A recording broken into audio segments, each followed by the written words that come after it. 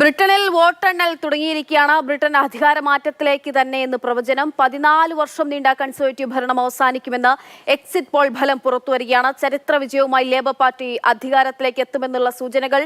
650 അംഗ പാർലമെന്റിൽ 410 സീറ്റും ലേബർ പാർട്ടി നേടിയേക്കും. ഋഷി സുനകിന്റെ കൺസർവേറ്റീവ് പാർട്ടിക്ക് 131 സീറ്റെന്നും പ്രവചനം ഉണ്ടാകുന്നു.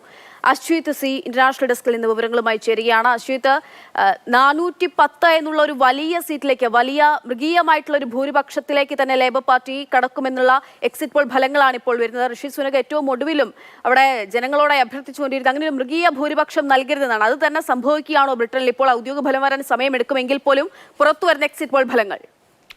Akshaya, good morning. ഏതായാലും കാര്യമായ മാറ്റങ്ങൾ ഈ എക്സിറ്റ് പോൾ ഫലത്തിൽ നിന്ന് യഥാർത്ഥ ഫലം വരുമ്പോഴും ഉണ്ടാവുമെന്ന് തോന്നുന്നില്ല. കാരണം ബ്രിട്ടൻ്റെ ഒരു പൊതുവെയുള്ള എക്സിറ്റ് പോൾ സാഹചര്യങ്ങൾ അങ്ങനെയാണ്. 1-2% ചെറിയ വ്യത്യാസം അങ്ങോട്ടോ ഇങ്ങോട്ടോ വരാം എന്നതേ ഉള്ളൂ. പക്ഷേ കാര്യങ്ങൾ വ്യക്തമാണ്. മാൻഡേറ്റ് എങ്ങോട്ടാണെന്ന് വ്യക്തമാണ്. ജനഹിതം എങ്ങോട്ടാണെന്ന് വ്യക്തമാണ്. ലേബർ പാർട്ടി ബ്രിട്ടൻ്റെ അടുത്ത അധികാര സ്ഥാനത്തേക്ക് എത്തുന്നു. ലേബർ പാർട്ടി പൂർണ്ണമായും അധികാരം പിടിച്ചു. അക്ഷയ് തുടക്കത്തിൽ പറഞ്ഞതുപോലെ തന്നെ ഒരുപക്ഷെ ഒരു മൃഗീയ ഭൂരിപക്ഷത്തോടുകൂടി അധികാരം പിടിക്കാനുള്ള എല്ലാ സാധ്യതയാണ് നിലവിൽ കാണുന്നത്. 410 എന്നതാണ് ആ സംഖ്യകളിലേക്ക് ഒന്നുകൂടെ പോയാൽ 410 എന്നുള്ളതാണ് ലേബർ പാർട്ടിയുടെ നിലവിലെ സീറ്റ് നിലയായി എക്സിറ്റ് പോൾ ഫലങ്ങൾ സൂചിപ്പിക്കുന്നത്. ഒരുപക്ഷെ ഈ 400 എന്ന ഫിഗർ അവിടെ തന്നെ നിൽക്കാനാണ് സാധ്യത. 410 ഒരുപക്ഷെ അങ്ങോട്ടോ ഇങ്ങോട്ടോ വർദ്ധിക്കാനോ ഒരുപക്ഷെ 5-6 സീറ്റ് കുറയാനാണ് സാധ്യത. പക്ഷേ 400 എന്ന ആ മാർക്ക് അവിടെ തന്നെ നിൽക്കാനാണ് സാധ്യത. അങ്ങനെയെങ്കിൽ അത് മികച്ച വിജയം തന്നെയാണ്. ആകെ 650 സീറ്റുകളാണ്. അതിൽ ഏതാണ്ട് 400 സീറ്റുകൾ നേടി വിജയിക്കുക എന്നുള്ളത് ഒരുപക്ഷെ ബ്രിട്ടന്റെ ചരിത്രത്തിൽ തന്നെ വളരെ കുറച്ച് പ്രാവശ്യം മാത്രം സംഭവിച്ചിട്ടുള്ള ഉജ്ജ്വലമായ വിജയങ്ങളിലൊന്ന്.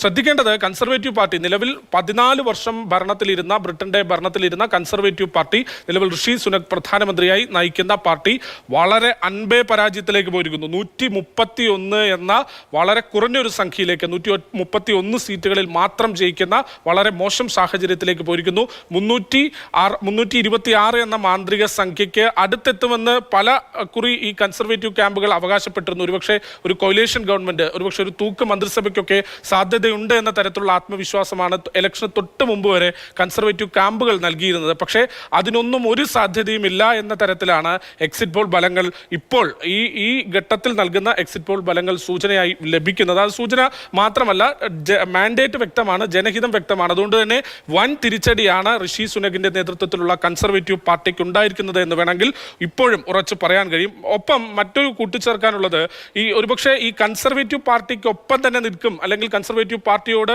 ഏതാണ്ടൊക്കെ അടുത്ത് നിൽക്കുമെന്ന് പ്രവചിച്ച ഒരു പാർട്ടിയാണ് റഫറൻഡം പാർട്ടി. ഈ കഴിഞ്ഞ കുറച്ച് കാലയളവിലൊക്കെയായി റിഫോം പാർട്ടി, ക്ഷമിക്കണം ഞാൻ ആദ്യം പറഞ്ഞതിൽ ചെറിയൊരു പിശകുണ്ട്, റിഫോം പാർട്ടിക്ക് ഈ കഴിഞ്ഞ കുറച്ച് കാലയളവൊക്കെ ആയി ഏതാണ്ട് 70 സീറ്റുകൾ വരെ കിട്ടിയേക്കാം. കൺസർവേറ്റീവ് പാർട്ടിയോട് അടുത്ത് നിന്ന് ഏതാണ്ട് ഒരു 70 സീറ്റുകൾ കിട്ടി. കൺസർവേറ്റീവ് പാർട്ടിയും റിഫോം പാർട്ടിയും ഒക്കെ ഒരുപക്ഷെ ഒരു കോയിലേഷനിലേക്ക് പോയേക്കാം എന്ന തരത്തിലുള്ള സമവാക്യങ്ങളും ബ്രിട്ടനിൽ പറഞ്ഞു കേട്ടിരുന്നു. പക്ഷേ അതിനും ഒരു സാധ്യതയില്ല. റിഫോംസ് പാർട്ടിക്കും 13 സീറ്റിലേക്ക് ഒതുങ്ങുകയാണ് ഉണ്ടായത്. ലിബറൽ ഡെമോക്രാറ്റ്സിന് 61 സീറ്റാണ് പ്രവചിക്കപ്പെടുന്ന എക്സിറ്റ് പോളിൽ. അങ്ങനെയെങ്കിൽ ഒരു തരത്തിലുമുള്ള കൊയിലേഷൻ ഗവൺമെന്റിനോ മറ്റൊരു സാധ്യതകളുമില്ല. ലേബർ പാർട്ടി അപ്രമാദിത്യം, അല്ലെങ്കിൽ ലേബർ പാർട്ടിയുടെ സമ്പൂർണ്ണ വിജയമാണ് ഈ എക്സിറ്റ് പോൾ പ്രവചിക്കുന്നത്. ഔദ്യോഗിക ഫലങ്ങളിലേക്ക് പോയാൽ ഒരുപക്ഷെ ഇനി അത് 2, 3, 4 മണിക്കൂർ കഴിയുമ്പോൾ ഏതാണ്ട് 10 മണിയോടുകൂടി തന്നെ ഔദ്യോഗിക ഫലങ്ങൾ പൂർണ്ണമായി ഏതാണ്ട് ഒരു ചിത്രം വ്യക്തമാവും. നിലവിൽ ഔദ്യോഗിക ഫലം BBC ഉൾപ്പെടെയുള്ള അന്താരാഷ്ട്ര മാധ്യമങ്ങൾ പുറത്തുവിടുന്ന ഔദ്യോഗികമായി പുറത്തു വന്ന കണക്ക് പ്രകാരം ലേബർ പാർട്ടി 9 സീറ്റുകളിൽ വിജയിച്ചു എന്നതാണ്.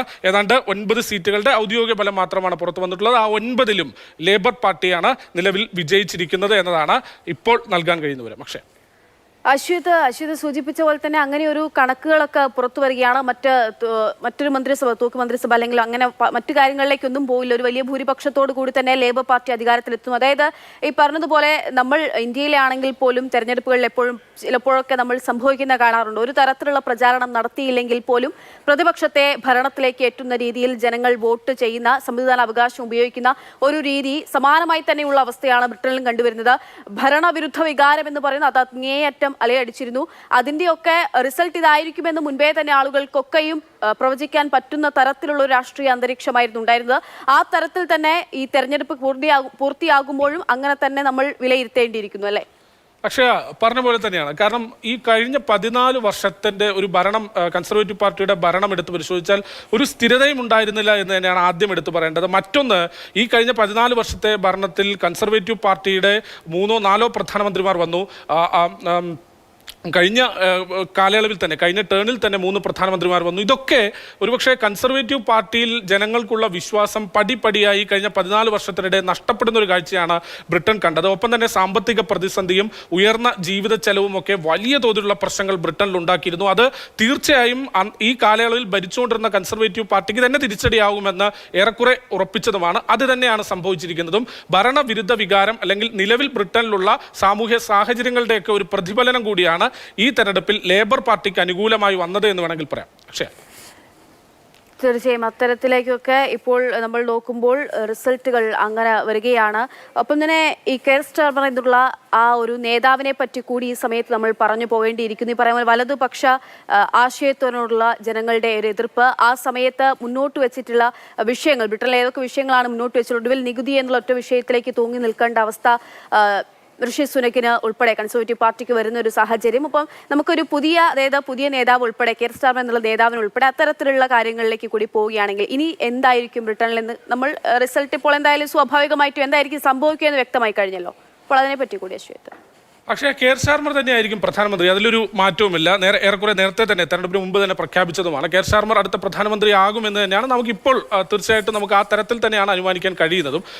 ഈ കെയർ സ്റ്റാർമർ കഴിഞ്ഞ ബ്രിട്ടീഷ് കൺസർവേറ്റീവ് ഭരണകാലത്ത് ഋഷി സുനക്കിൻ്റെ കാലത്തും ഒപ്പം തന്നെ ലിസ് ട്രസിൻ്റെ കാലത്തും തെരേസ മേയുടെ കാലത്തുമൊക്കെ വലിയ മുഖ്യ പ്രതിപക്ഷത്ത് മികച്ച നിരയിൽ പ്രവർത്തിച്ച ഒരു പ്രതിപക്ഷ നേതാവ് കൂടിയാണ്. അതുകൊണ്ട് തന്നെ ബ്രിട്ടനെ സംബന്ധിച്ചിടത്തോളം ഈ പ്രതിപക്ഷത്ത് കഴിഞ്ഞ കാലയളവിൽ മികച്ച പെർഫോമൻസ് കാഴ്ചവെച്ച കെയർ സ്റ്റാർമറിന് ഇനി ഭരണപക്ഷത്തേക്ക്, അതായത് നേതൃസ്ഥാനത്തേക്ക് എത്തുമ്പോൾ ഏത് തരത്തിൽ എങ്ങനെ പെർഫോം ചെയ്യാൻ കഴിയും, ഭരണ സംവിധാനം കെയർ സ്റ്റാർമറിന്റെ കയ്യിലേക്ക് എത്തുമ്പോൾ, ലേബർ പാർട്ടിയുടെ കയ്യിലേക്ക് എത്തുമ്പോൾ എങ്ങനെ പെർഫോം ചെയ്യാൻ കഴിയും എന്നുള്ളതാണ് ചോദ്യം.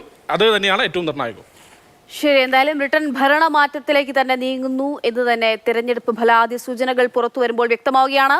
9:30-10 മണിയോടുകൂടി കൃത്യമായിട്ടുള്ള ഔദ്യോഗിക ഫലം എന്താണ്, ബ്രിട്ടൻ എങ്ങനെ വിധിയെഴുതിയെന്നതിൽ ഒരു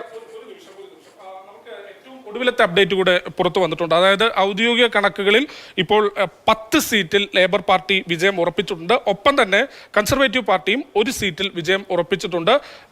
അതാണ് ഏറ്റവും ഒടുവിലായി ലഭിക്കുന്ന ഔദ്യോഗിക കണക്കുകളുടെ അപ്ഡേറ്റ്. അതായത് കൺസർവേറ്റീവ് പാർട്ടി ഔദ്യോഗികമായി തന്നെ തങ്ങളുടെ അക്കൗണ്ട് തുറന്നിരിക്കുന്നു. 10-1 എന്ന ക്രമത്തിലാണ് ഇപ്പോൾ ഏറ്റവും ലേറ്റസ്റ്റ് ആയി വരുന്ന അപ്ഡേറ്റ്.